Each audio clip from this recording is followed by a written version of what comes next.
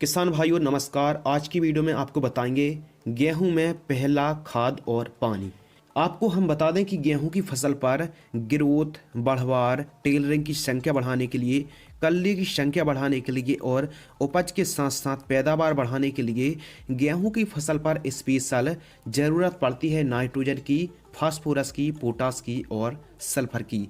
और भी फुटाव के लिए यानी फुटाव के लिए जो उपयोगी है, यदि हम जिंक का प्रयोग करते हैं तो हमारी गेहूं की फसल पर टेलरिंग की संख्या आएगी और फुटाव की संख्या में भी काफ़ी ज़्यादा वृद्धि देखने के लिए मिलेगी।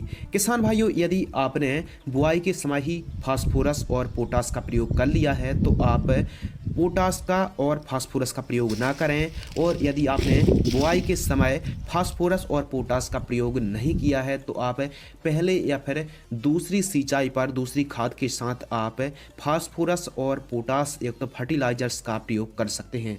हम आपको बता दें कि गेहूं की प्रारंभिक अवस्था यानी वानस्पतिक स्टेज में सबसे ज़्यादा ज़रूरत पड़ती है, क्योंकि ग्रोथ और विकास के लिए सबसे ज़्यादा ज़रूरत होती है प्रारंभिक अवस्था में नाइट्रोजन की, जो कि लगभग सभी किसान भाई यूरिया के माध्यम से नाइट्रोजन की पूर्ति करते हैं।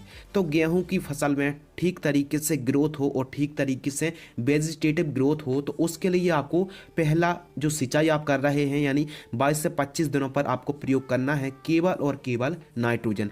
यूरिया का प्रयोग करना है आपको जब आपकी गेहूं की फसल लगभग 22 से 25 दिन की होती है, तो आपको 30 से 35 किलोग्राम यूरिया प्रयोग करना है केवल और केवल।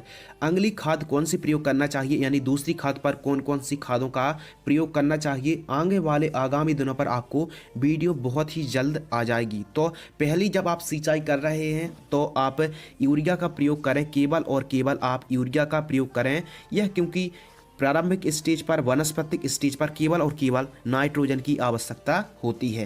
तो ग्रोथ बढ़वार और टेलरिंग की संख्या बढ़ाने के लिए हम आपको एक स्पेशल खाद बताने वाले हैं, जो कुछ टाइम बाद ही आपको वीडियो उपलब्ध हो जाएगी।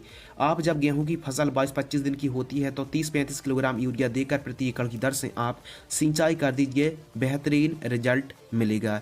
यदि आपको यह वीडियो पसंद आती है तो वीडियो को आप ज़रूर लाइक करें। धन्यवाद।